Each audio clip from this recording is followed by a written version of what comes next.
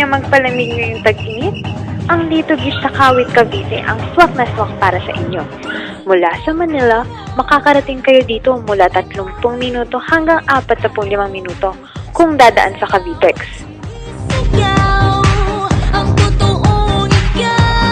Kung iniisip niyo naman ang inyong budget, 50 piso lang ang kailangan para sa entrance fee. At kung may dala kayong kotse, magdagdag na lang kayo ng 35 piso na pwede niyong bayaran kapag paalis na kayo. Kung naghahanap naman kayo ng aktibidades na magagawa niyo sa Lido Beach, pwede niyong itry ang boating.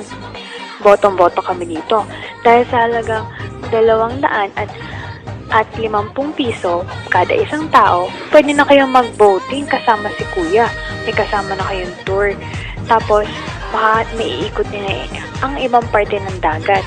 Mga 10 minuto pataas, depende kung magkano ibibigay niyo kay Kuya. Nako, kung nakita niyo lang kung paano kayo nag-enjoy, kaka-picture, kaka-lublub ng mga paa namin sa dagat, saya-saya kaya. Pwede niyong itry yun. Kaya punta na kayo sa Lido Beach.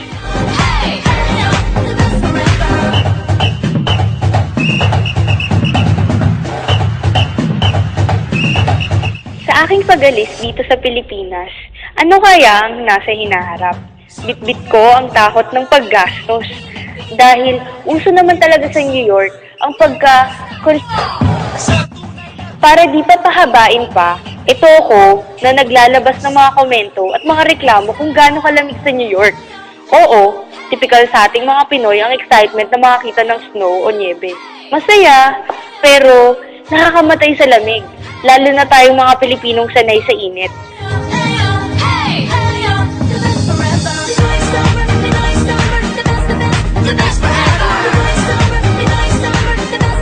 Ito naman ako na iniisa-isa ang ilan sa mga mahabang listahan ng suotin panlaban sa lamig. Isa na dito ang scarf, jacket, gloves, boots, medyas, bonnet at marami pang iba. Ano kayang meron sa Pilipinas? Dito kasi, ang tanging best friend mo lang ay ang bathtub na mainit ang tubig.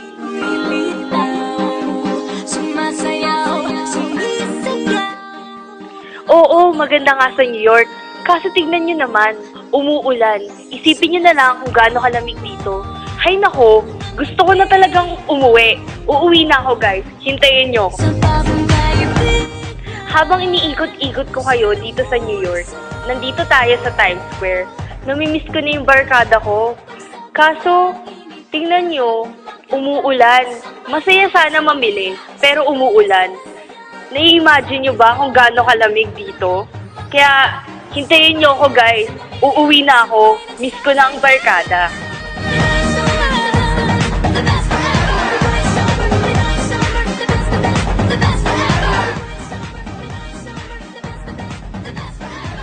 O, para hindi na pahabain pa, eto ako, nagdadrama, kung gaano ko kamiss ang barkada. Sana naman, pauwiin nyo na ako. Miss ko na din kasi hindi lang ang barkada, pati na din ang Pilipinas.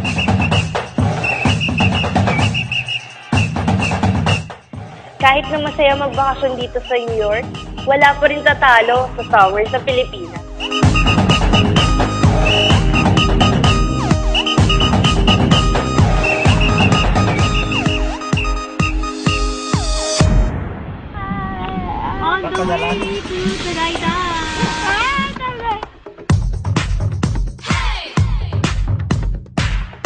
Alam niyo ba na ang Tagaytay ay dinarayo rin dahil sa sikat at masarap nilang bulalo?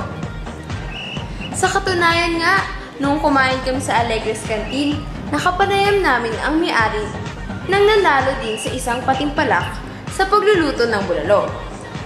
Noon sa Cute TV Channel 11.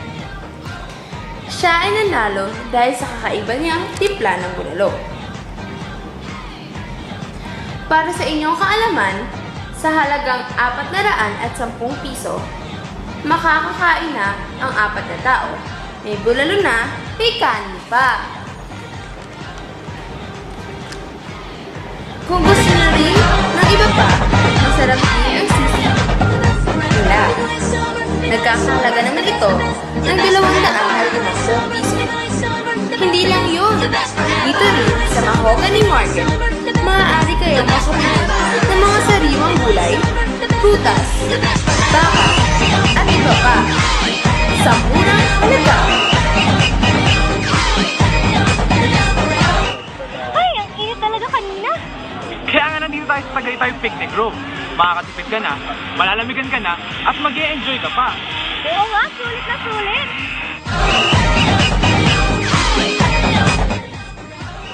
Sa nagkakahalagang 200 piso, pwede ka nang sumakay sa kabayo nang mas lalo nyo pang maramdaman ang lamig ng Tagaytay.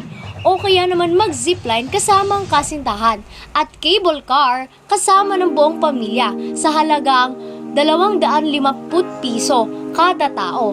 Pero ang pinaka nakakabusog talaga sa inyong mga mata ay ang magandang tanawin, ang Taal Volcano. Taglay ng lugar na ito ang maganda at mahangin na klima. Kaya naman, ito'y perpekto sa mga gustong magsaranggola o kaya naman mag-picnic o kaya naman mag-badminton. Sa nagkakahalagang 50 pesos lamang, pwede mo nang maranasan ang kasiyahan sa picnic room. May mini adventure zoo din dito na kung saan mag-e-enjoy ang mga bata at pwede ka rin makakuha ng litrato kasama ng ahas at buhaya. Ang totoong ikaw, sinasalubong mo ng ngiti ang mundo. Sa halagang 50 pesos, maaari ka na ding magpatato at manghuli ng goldfish. Pagsapit ng init, lahat magkakapit. Sa bayan, sa pamilya, sabay nagsasaya. Pagsapit ng init, lahat magkakapit. Sa bayan, sa pamilya, sabay nagsasaya.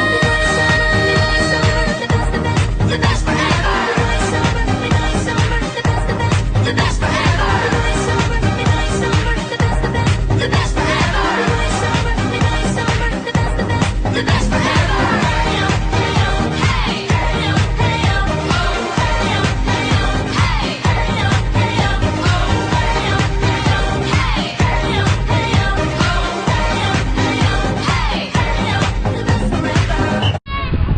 Ibang klase talaga ang summer ng Pinoy.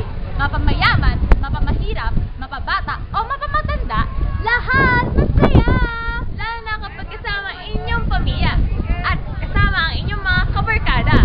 Ako po si Paula Bacarisa. Paula Bacarisa, Paula Bacarisa. Ako po si Sheila Camarao. Sheila Camarao. Sheila Camarao. Ako naman po si Joy Navantes. Joy Navantes. Joy Navantes. Ako naman si Eddie Robadam. Ellie Ramadam. Ellie Ramadam. At si Lara Reyes. Lara Reyes.